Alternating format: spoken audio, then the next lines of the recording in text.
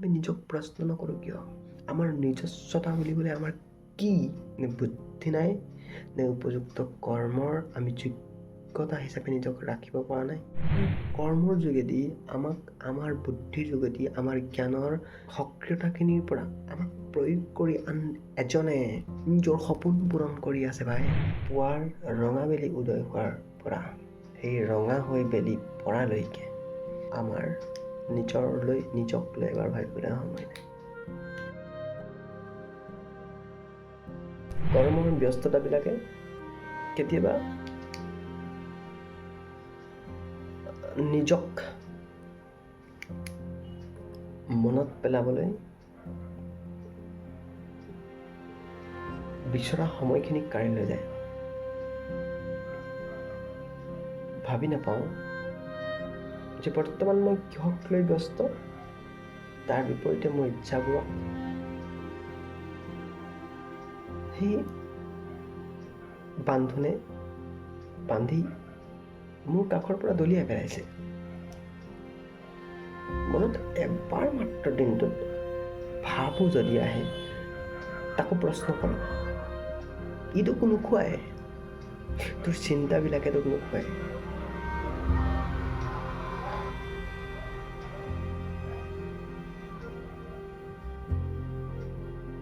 যিবিলাকক তই কৰ্ম আৰু ব্যস্ততা বুলি ভাবিছ, সেইবিলাকে তোক আৰ্জন কৰি দিছে, তোক উপাৰ্জন দিছে,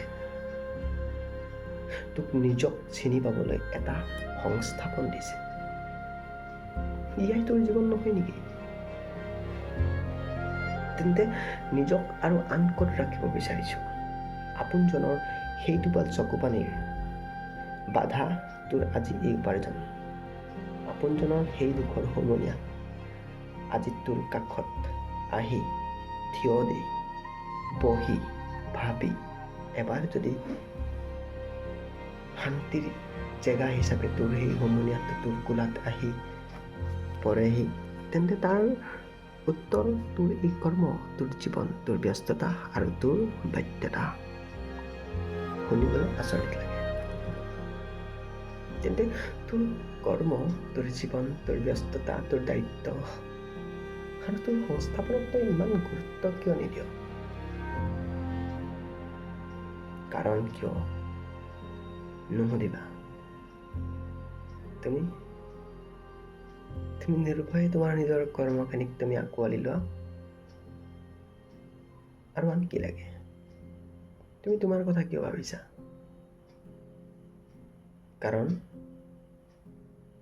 তোমাৰ দুখৰ আঁৰত লুকাই আছে তোমাৰ আপোন কেইজনৰ হাঁহিৰ খোৰাক।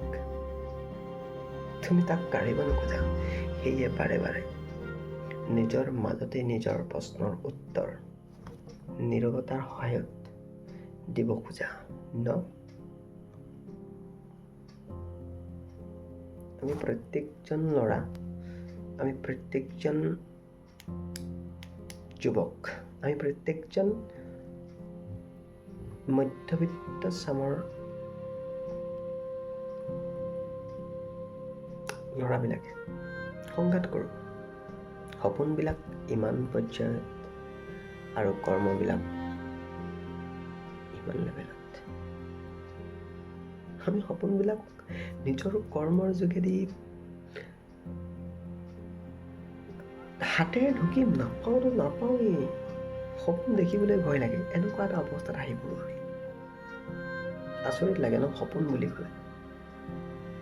তোমালোকে সপোন দেখিছা মানি লওঁ, কিন্তু আমাৰ জীৱনলৈ চোৱাচোন, আমাৰ কাৰণে সপোন এটা কেনেকুৱা ধৰণৰ হ'ব পাৰে?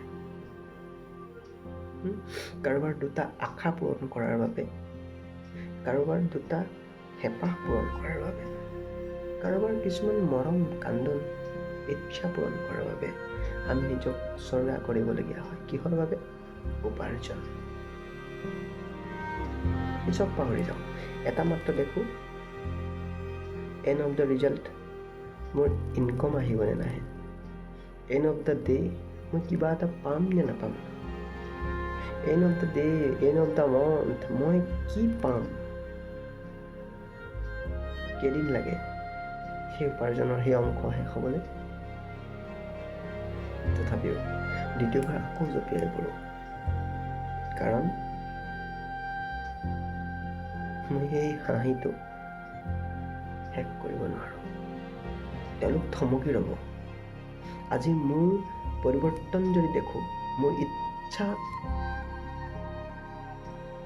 পক্ষে যদি মই এটা খোজ যদি সলনি কৰি এই ক্ষেত্ৰত পৰিৱৰ্তন আনো, তেওঁলোক শিল পৰা কপোৰ দৰে থমকি ৰ'ব, কাৰণ তেওঁলোকবিলাকৰ সপোনবিলাক সম্পূৰ্ণ আমাৰ ওপৰতে, মোৰ কামৰ ওপৰতে, আমাৰ ল'ৰাবিলাকৰ কামৰ ওপৰতে অন্তৰ্নিহিত হৈ আছে। সকলোবোৰ 50-60 বছৰীয়া মা দেউতা, 20-22 বছৰীয়া ভনী দুজনী, ভাইটি দুটা, বা ককা আইতা যোনেই আছে, প্ৰত্যেকজনৰ কথাকে কৈছোঁ। ভাল পোৱাৰ কথা নকওঁ এতিয়া। এই মুহূৰ্তত ভাল পোৱাজনৰ কেনেকৈ নাম ল'ম তেওঁৰ, সেইখিনি বহুত আঁতৰত থাকি যায়। কেতিয়াবা সেইকণ অনুভৱ, সেইকণ অনুভূতি ল'বলৈ, স্পৰ্শ কৰিবলৈ মোৰ মন যায়, কিন্তু ব্যস্ততাবিলাকে বাধ্য নেপেলায়।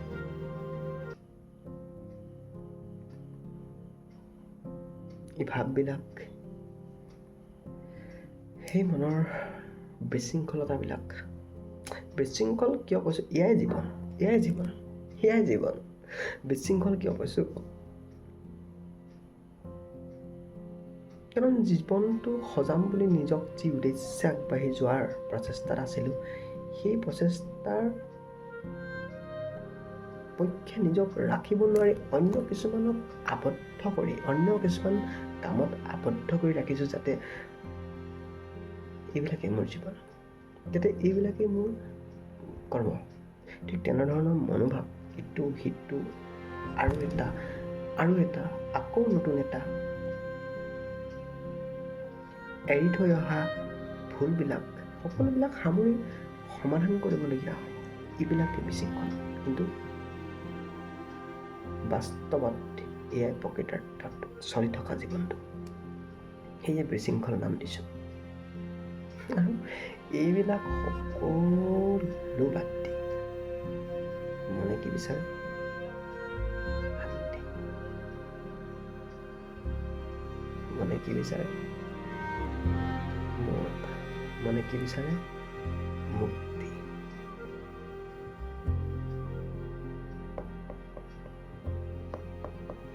আচৰিত ন? কিমান সময় এনেকে নিজক দিওঁ, খুব কম সময়। আচৰিত লাগে ন?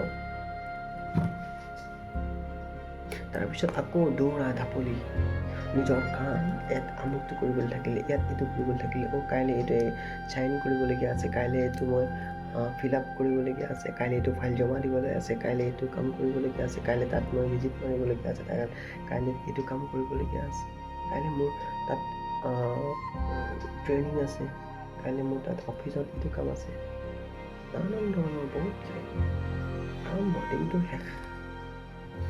পুৱাৰ ৰঙা বেলি উদয় হোৱাৰ পৰা সেই ৰঙা হৈ বেলি পৰালৈকে আমাৰ নিজক লৈ এবাৰ ভাবিবলৈ সময় নাই। দুপৰীয়া আহাৰ, লাঞ্চ কৰিবলৈ হ'ব। আজি সেই গাঁৱলীয়া ল'ৰাজনে লাঞ্চ শব্দ ব্যৱহাৰ কৰিবলগীয়া হয়, কাৰণ আমি যান্ত্ৰিকতাৰ মাজত আবদ্ধ। আমি নিজক এটা লেভেলত ৰাখোঁ, য'ত নেকি আমি পাহৰি যাওঁ আমাৰ সপোনবিলাক, আমাৰ সেই সমাজখন, আমাৰ সেই গাঁৱৰ অনুভূতিবিলাক, সকলোখিনি পাহৰি যাওঁ। আমি লাঞ্চলৈ গুচি যাওঁ। দুপৰীয়া আহাৰৰ পৰা, দুপৰীয়া ভাত সাজৰ পৰা আমি লাঞ্চলৈ যাওঁ।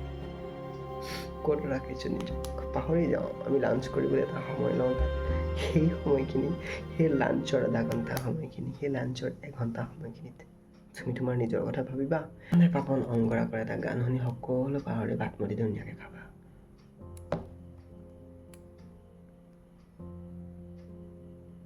মোৰো মন যায়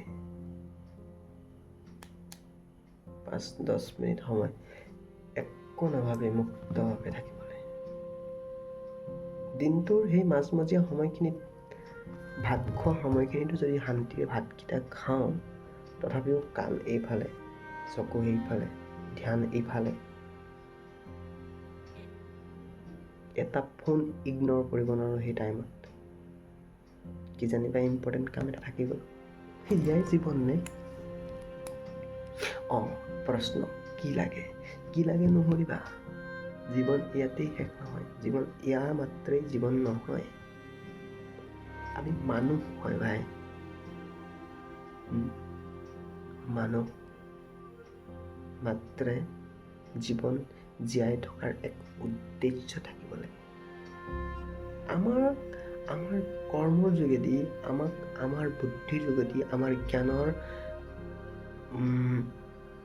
সক্ৰিয়তাখিনিৰ পৰা আমাক প্ৰয়োগ কৰি আন এজনে নিজৰ সপোন পূৰণ কৰি আছে ভাই। আমি নিজক প্ৰশ্ন নকৰোঁ কিয়? আমাৰ নিজস্বতা বুলিবলৈ আমাৰ কি? নে বুদ্ধি নাই, নে উপযুক্ত কৰ্মৰ আমি যোগ্যতা হিচাপে নিজক ৰাখিব পৰা নাই, নে আমি এটা সংস্থাপনৰ বাবে নিজৰ আত্মনিৰ্ভৰশীল মনোভাৱৰ বাবে আমি উপযুক্ত নহয়? আমাৰ কি নাই? আকৌ প্ৰশ্ন, আমাৰ হাতত ধন নাই, আমাৰ হাতত সঞ্চয় নাই, মূলধন নাই। মাত্ৰ সেয়াই কাৰণ আজি মোৰ নাই, তাৰ প্ৰশ্নৰ উত্তৰত মই বিমুখ। তুমি কি কৰি আছা? যাৰ আছে তাক প্ৰশ্ন কৰিছো, তুমি কি কৰি আছা? তুমিতো চকু মুদি নিজক লুকুৱাই নিজৰ ব্যস্ততাখিনিৰ বাবে, মাত্ৰ নিজৰ এটা চিনাকিৰ বাবে এইটো কাম কৰি আছা।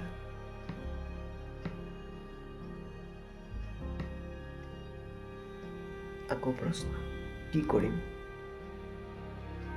এইবিলাক কিবা স্বাভাৱিক নহয়, কিবা অস্বাভাৱিক যেন লাগে ন? মোৰ মনত এনেকুৱা ধৰণৰ ভাৱবিলাকেই প্ৰতিটো মুহূৰ্ততে আমনি কৰে।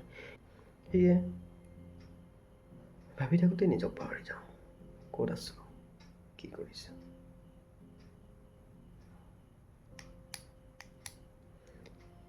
ইয়াৰ প্ৰত্যুত্তৰ সময়ত দিম, কিন্তু কি কৰিবা কোৱা? ইমান প্ৰশ্নৰ উত্তৰত মই নিজে নিজক কেনেকৈ আবদ্ধ ৰাখোঁ? কাক ক'ম এইখিনি কথা? আপোনজনক? আচৰিত কথা। কাক ক'ম?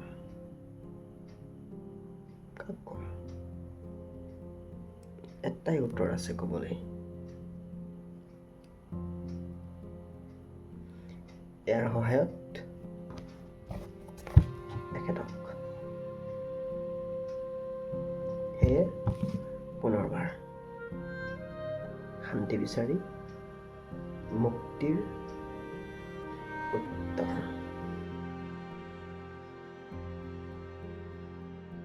শান্তি ক'ত? অকলশৰে থাকিব মন যায়। আকাশৰ তৰাৰ জিকমিকনি, এজাক দেহ জোৰাই যোৱা বতাহ, আৰু গভীৰ নিশাৰ প্ৰান্তত এজনী চৰাইৰ গম্ভীৰ মাত। মোক মৌনতা লাগে। সকলো পাহৰিব বিচাৰোঁ। সেই মুহূৰ্তত কাষ চাপিব বিচৰা আপোনবোৰো মোৰ বাবে হয়তো অচিনাকি হৈ পৰে। নীৰৱতা, মৌনতা আৰু ক্ষান্ত মানেই শান্তি হোৱা হ'লে চকু বান্ধি কাণ ঢাকি সকলোৱে সেইকণ সুখ উপভোগ কৰিল হয়। শান্তি এই শব্দটোৱে আচলতে ৰিক্ততা বুজায়। জীৱন বুলি এটা সংজ্ঞা নল'বা। এয়া তুমি পঢ়িব খোজা এখন কিতাপ মাথো। এয়া তোমাৰ ধাৰণাৰ ওপৰত তোমাৰ কৰ্মই লিখা এখন আত্মজীৱনী। বৰ্তমানে পুনৰবাৰ উজুতি খোৱাত বাধ্য কৰায়। সেই একেই ৰাস্তাৰ পথিক হৈ অভিজ্ঞতাৰ এডোখৰ আৱৰণ সদৃশ স্বাভিমানস্বৰূপ কবচ পিন্ধি পুনৰবাৰ ময়ো সেই দিশত। তেন্তে শান্তিৰ বাবে ৰিক্ততা ক'ত? যদি মই ইমানেই বাধ্যতাক প্ৰশ্ৰয় দিওঁ যে ই এক অজুহাত নহয়, কিয় তোমাৰ উত্তৰ এতিয়া কম্প্ৰমাইজ নেকি? না, অলপ ভাবিবলৈ দিয়া। এতিয়াহে মৃত্যুক চিনি পাইছোঁ।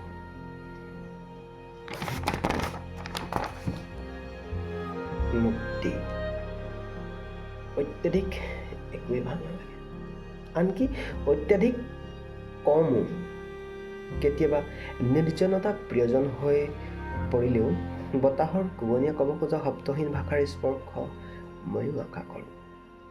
কোনো আপোনজনৰ প্ৰতি অতি বেছি আন্তৰিকতালৈ ভয় লাগে, নাজানো কিয়, কিন্তু হেৰুৱাবও নোখোজোঁ। কিন্তু অত্যাধিক তাতো সন্তুষ্ট নহয়। সেয়ে আঁতৰি থাকি ভাল পাওঁ। মই মুক্ত হ'ব খোজোঁ আকৌ বাৰে বাৰে। এতিয়া বুজিলোঁ, যাক হৃদয়ৰ পৰা বিচাৰোঁ তেওঁ নিৰাকাৰ, নিৰ্বিকাৰ, নিৰ্গুণ, শূন্য কিয়? ইয়াতেই শেষ নহয়, সেয়া অনুভৱহে মাথো। তুমি তোমাক শেষ কৰিব নোৱাৰা, তোমাক জীয়াই ৰাখিছে কোনোৱে কৰ্মৰ উদ্দেশ্য হেতু সম্ভৱত। তোমাক কিবা দি যাবৰ বাবে উপযুক্ত হোৱাৰ চেষ্টাৰ মোৰ জীৱন, নে মাথো দায়িত্ববোৰক কোলাত লৈ জীৱন যুঁজাৰ দেশতেই মোৰ জীৱন। মোক জিৰণিৰ কিয় প্ৰয়োজন হ'ল? টোপনিৰ বাবে, নে নিজৰ মূৰ্খামিবোৰক পুনৰ উজ্জীৱিত কৰিব পৰা সামৰ্থ্য যুগুত কৰাৰ বাবে? মোৰ চকুত টোপনি নাই, কাৰণ মই গভীৰতা বেছি ভাল পাওঁ। সঁচা কথা কওঁ, অত্যাধিক গুণী সৰ্বজ্ঞ ভাবি লৈ অতি কম সময়ৰ ভিতৰতে যিকোনো সংজ্ঞা দিব খোজা দুই এজন হাঁহিৰ মাজত লুকুৱাই ৰাখিব বিচৰা চাতুৰতা প্ৰিয় স্মাৰ্টজনলৈ বহুত ভয় কৰোঁ। কাৰণ তেওঁবিলাকৰ লগত মোৰ বহুত কম সময়তেই মতবিৰোধ হয়। কাৰণ মই নীৰৱতা ভাল পাওঁ। তেন্তে আপোনবিলাকক ক'ত ৰাখিম? স্মৃতিৰ দোলাত নে দায়িত্বৰ কোলাত?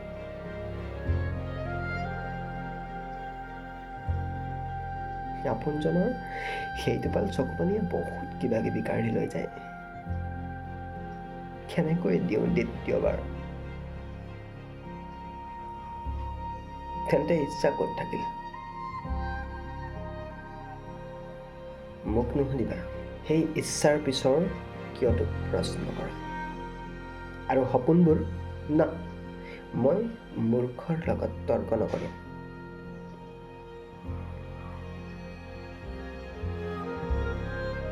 তেন্তে উপযুক্ত হৈ যোৱা বা জ্ঞান আহৰণ কৰাটোৱেই জীৱনৰ কৰ্ম নেকি? এই প্ৰশ্ন নিজকেই পুনৰ সুধিবা যেতিয়া বিশৃংখলাৰ বশত আবদ্ধ হৈ পৰা।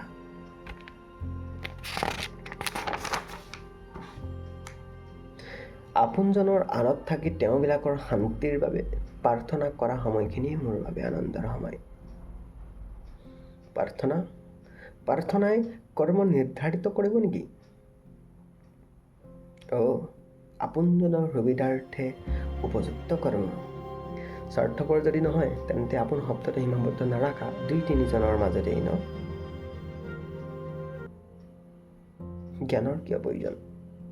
উপযুক্ত কৰ্ম চিনি পোৱাৰ লগতে কৌশলপূৰ্ণ কৰ্মৰ সন্ধানত সাফল্যৰ দিশত নিজক দৃষ্টিপ্ৰখৰ কৰিবৰ বাবে সংস্কাৰ আৰু আদৰ্শৰ কিয় প্ৰয়োজন?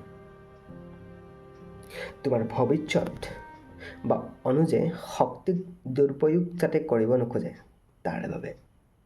তাৰ পক্ষে তোমাৰ এটা পদক্ষেপ বা তুমি এক আৰ্হি হোৱা অত্যাধিক প্ৰয়োজন। যিমান সামৰ্থ্যৱান হৈ সকলো সন্তুষ্টৰ অধিকাৰী নোহোৱা কিয়, যিমানেই আদৰ্শৱান হৈ বিদ্যা জ্ঞানৰ অধিকাৰী নোহোৱা কিয়, প্ৰতিকূলতা বা গৃহযুদ্ধৰ পৰা নিজক কেতিয়াও বঞ্চিত কৰিব নোৱাৰা। এই আন্তৰিক পৰিৱৰ্তন আৰু সুস্থতাক অতি বেছি গুৰুত্ব দিব খোজোঁ।